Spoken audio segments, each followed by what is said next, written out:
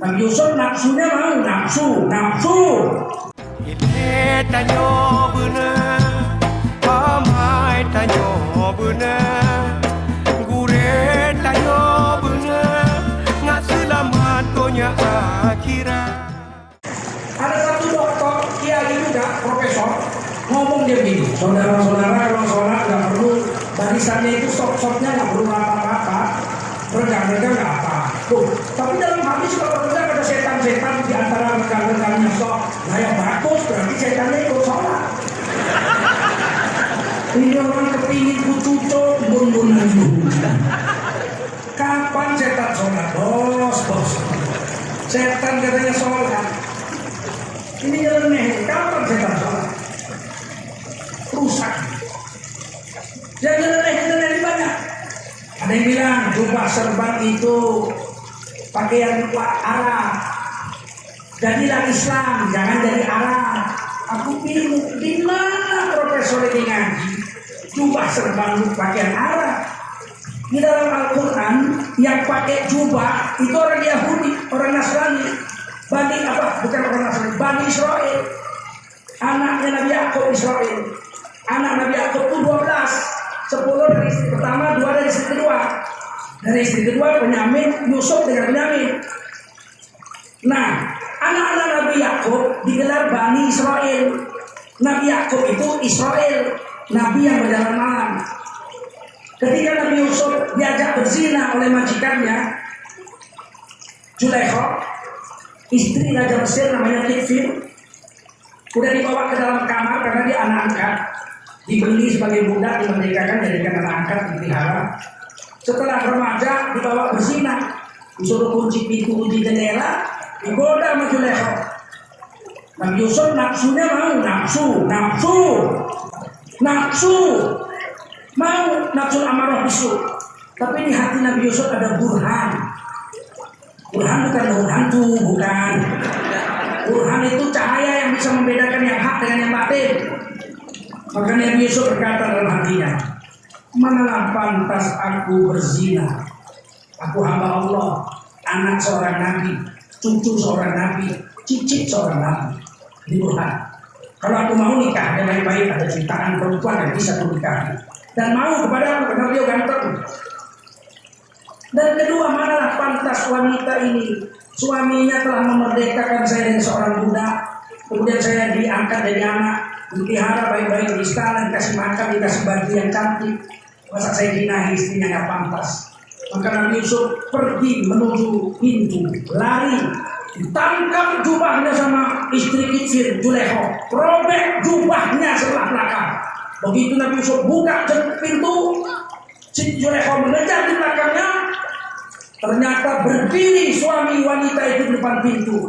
Wa alfaya sayyidaha ladal bab.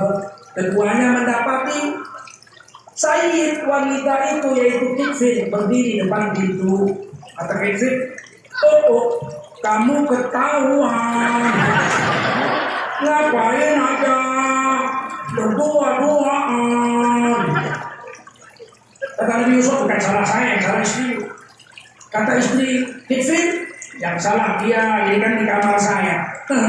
Laki-laki yang mengajak istri seorang terhormat untuk berzina, hukuman pedih apa yang pantas dijatuhkan kepadanya? Bertengkarlah dua orang ini, dia yang salah. Maka Tikfir pada saat itu sedang bersama dengan saudara si wanita itu, saudaranya si Zulaikha. Tikfir mengangkat saudara Zulaikha itu menjadi wasit, menjadi hakim. Kira-kira kalau menurut Bapak Ibu, Nabi Yusuf dengan Zulaikha sedang bertengkar, yang sana yang salah, yang sini yang salah. Tiba-tiba raja mengatakan, coba kamu ini, laki-laki, kamu putuskan siapa yang salah di antara dua orang ini. Dan laki-laki yang jadi hakim itu saudara perempuan dari Siti Zulaikha. Kira-kira laki-laki itu memihak Siti Zulaikha atau memihak Nabi Yusuf? Zulaikha ya? Berarti kalian sama dengan kakimu.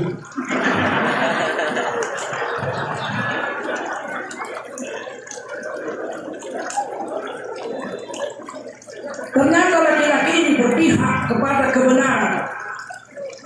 tidak berpihak kepada saudara kandungnya. Wa qala syahid min ahliha. Berkata hakim dari saudara si wanita itu. Apa katanya? Lihat. Kita ini disuruh berpihak kepada kebenaran, bukan berpihak kepada hubungan darah. Kalau berpihak kepada hubungan darah, namanya nepotisme. In kana qamisuhu qudda min qubul. Seandainya jubah Nabi Yusuf ini robek sebelah depan, fasadaqat wa huwa minal kadhibin. Istrimu betul, Nabi Yusuf yang berdusta. Wa in kana qamisuhu qudda min qubul. Apabila jubah Nabi Yusuf robek di sebelah belakang, maka dapat istrimu dusta. Wa huwa minas shadiqin. Nabi Yusuf yang jujur. Ditangkap kitfin tubuh Nabi Yusuf, tarik dilihat di jubah robek sebelah belakang.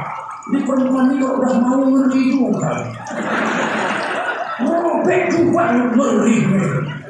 Makanya jangan ganggu-ganggu perempuan. Dan SMS nanti dia udah mau dia dari matikan HP. Ini perempuan ini nafsunya 9 ini. Cuman gak nampak aja. Kalau laki-laki nafsunya cuma 1. Cuman karena mandunya 1 ya itulah. Laki-laki ini kan nafsunya aja yang besar. Kalau tenaga lah. Kalau belum kawin semua perempuan ini begitu kawin seminggu pucat, minum hukum mati.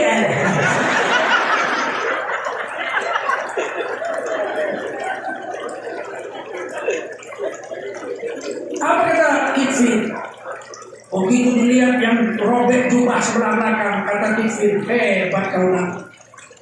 Begitulah cantiknya istriku, macam gitar listrik ya. Digodanya kau bisa lolos kau. Hebat kali kau. Udahlah, jadi gimana? Anggap aja cerita ini gak ada. Takut juga raja sama bini lu. Dan gimana? Gak dihukumnya istrinya. Pokoknya Nabi Yusuf dia gimana? Nah, ini apa yang kita ambil kisah. Nabi Yusuf pakai jubah, robek sebelah belakang. Padahal Nabi Yusuf bukan orang Arab. Nabi Yusuf Bani Israil pakai jubah. Jadi jubah bukan pakaian Arab.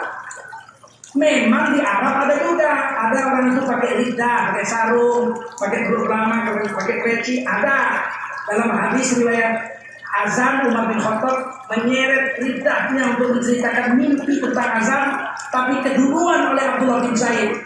Menyeret lidahnya, dia pakai sarung, tidak pakai jubah.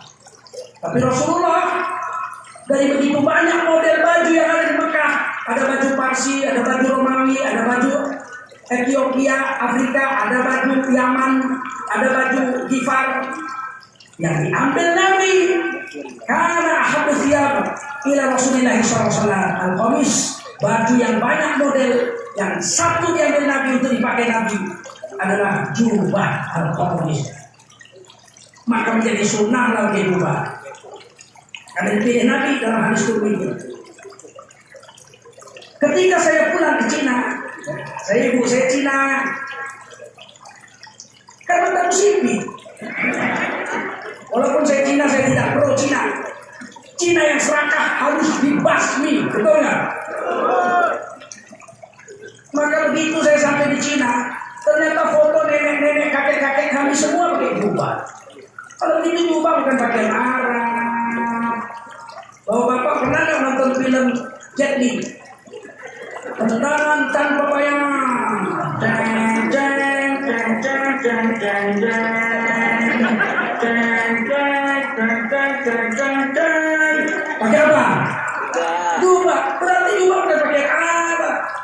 Kalau ada ulama, profesor, doktor bilang jubah itu bagian Arab. Kebanyakan makan micin dong. Kurang garam kamu. Betul? Oh. Saya tanya, jubah ini sunnah Nabi atau pakai Arab? Nabi. Buktinya, kalau saya pakai jubah serban, malam Ahad begini, saya pergi ke diskotik di kota Medan jam 2 malam, Orang sudah pikir gila itu. Saya datang, assalamualaikum. Kira-kira apa yang terjadi? Yang di dalam disko itu keluar semua, ada setan. Berarti ini pakaian sunnah, betul? Betul. Kalau polisi pergi ke diskotik, polisi datang, aku orang itu aman bos. Pening-pening banget aja. Kalau saya pergi ke rumah pelacuran pakaian begini, assalamualaikum, adik-adik perempuan mana barang baru? Ustaz mau pakai. Apa dia bilang? Oh matilah pakaianmu, betul nggak? Nggak ada pelacur mau melayani Ustaz. Kalau polisi datang pakai polisi, assalamualaikum, om polisi, mari diskon 50%.